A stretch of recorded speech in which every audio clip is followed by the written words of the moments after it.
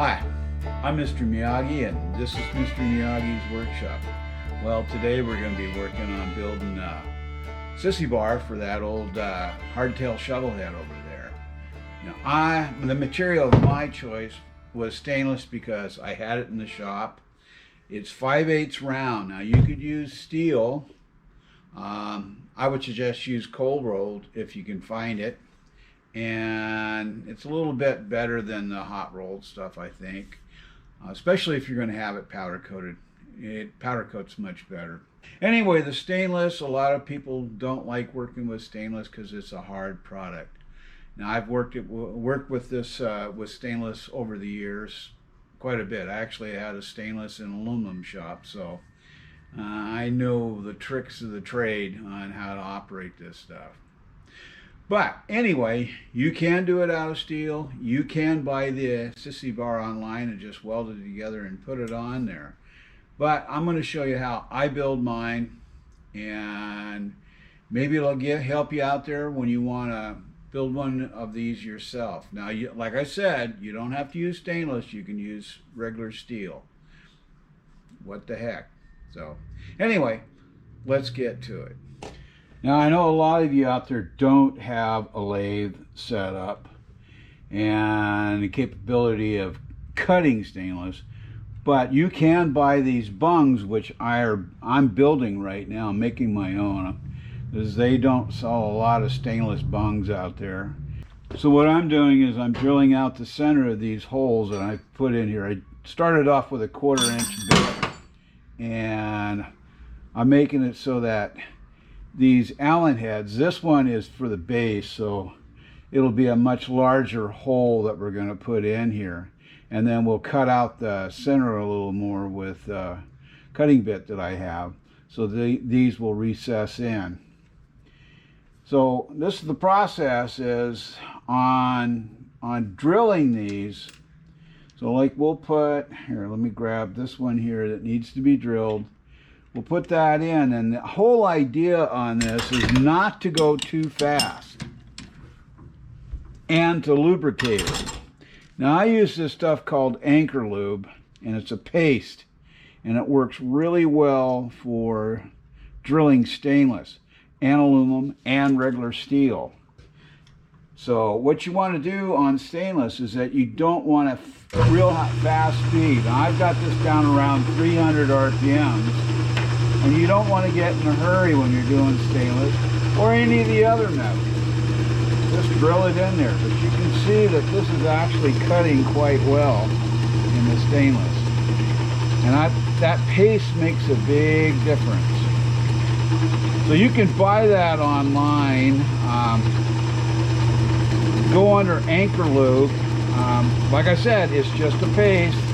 And you can actually add water to it to water it down a bit to make it work much nicer. So right now I'm going to continue on drilling this out. I've got what 2 more after this one to be drilled out to the proper size for the Allens. So hang with me.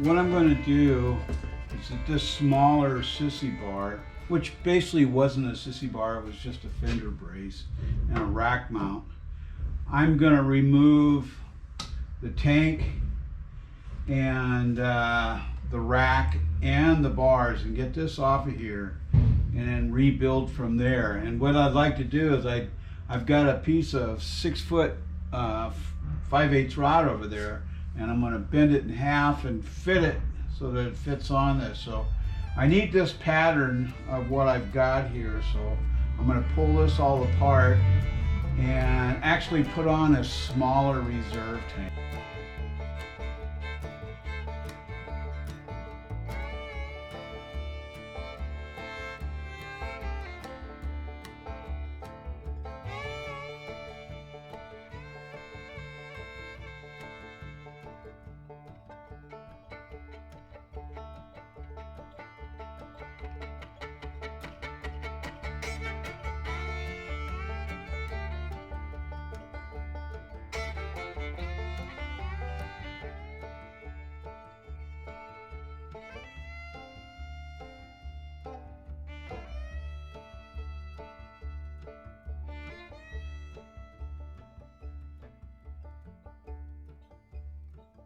Okay, I've got this pretty well laid out. I didn't show a lot of it. It's just, you know, bending and fitting and make sure. Yeah, I cut the bar in half. I was going to do a roll out, but I want to kind of do something different. Everybody does a roll or the wide roll. I kind of want to add something to it. I haven't quite figured out yet. I'm going to work on my framework for the rack, because it'll actually fit in there and I won't have to modify it much to make it fit back into its same hold, which I got to roll these pieces right in here to where these little mounts will mount on, and then it just clamps on. Whether I take this tail light totally off, put something different, I'm not sure yet. I'm still playing around with it, but I got to build the curvatures in here and tack them in place before I literally weld this. I'm going to make some bracing and stuff so I can attach to these tabs. We'll see how it all works out. But yeah, it's getting late in the afternoon and I think this is a good stopping point. So, see you tomorrow. So this morning I came in and did a bunch of stuff. I got the pieces put on here, rolled. That's just covered with a rubber hose there. Gives me a spot to put everything onto. I am going to take this unit and kick it right in this area, kind of like right there. I'm going to kick it a little bit, but I kind of like this. This really, really old school. All I did is basically took the rod and sliced it, brought it together, welded it, and then filled it in and then ground it smooth. So I am going to attach it to these areas down here. I'll weld and then actually put in a little brace of some sort. And then I have to figure out if I really do want to run this old fuel tank on the rear. So I don't know yet. I haven't made up my mind. I've come up with a couple other ideas. I like running extra fuel. I may just do a side mount when I'm on long trips and then have one of those gas bags go on the side. I've got one over here, one of these roto packs, but this is a big one. This is a 2-gallon one, and that would be way too big for mounting here on the side. So not sure yet. So I'm going to continue on. I'm going to put a bend in this and then come back, buff it all out, and do a weld onto this area right in there on both sides. And like I said, I'll put the bracing and stuff on there to kind of tie this whole unit together. I've got the fender blocked out basically where I want it. So, and then I'll probably also put in a little decorative bar, which will give extra strength up here, somewhere in this area. We'll see. So it's coming right along. This is day 3. I had other stuff I had to do yesterday, so I didn't get a lot of filming done on this. So this morning I came up and I happened to find yesterday when I was going through my stuff this old 1938 to 39, I think, Ford tail light. Well, it's LED, which is really nice. It's bright. So I ended up deciding to put this in there. I was going to go with different routes. I was going to put the old tail light back. I was even thinking about using this LED, but I really like this one because it doesn't interfere with anything, but yet it still puts out a hell of a light. So I've got to finish welding this and then down along the sides, and then I'll show you what I did here for bracing. What I did over here on this section is I cut this piece down so that this would sit on the inside. So I have to finish welding this and then around. But even so, right now, with this thing, it's really sturdy. And then I did space out the Sissy Bar just a little bit so it would clear for these straps here that are in there, those mounts. So yeah. And then what I'll end up doing is I'll end up making something on the back side here to kind of cover this wire a little bit.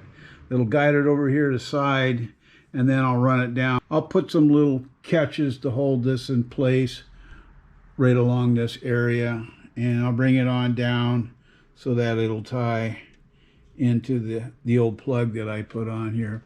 I'm not putting reserve tank back on.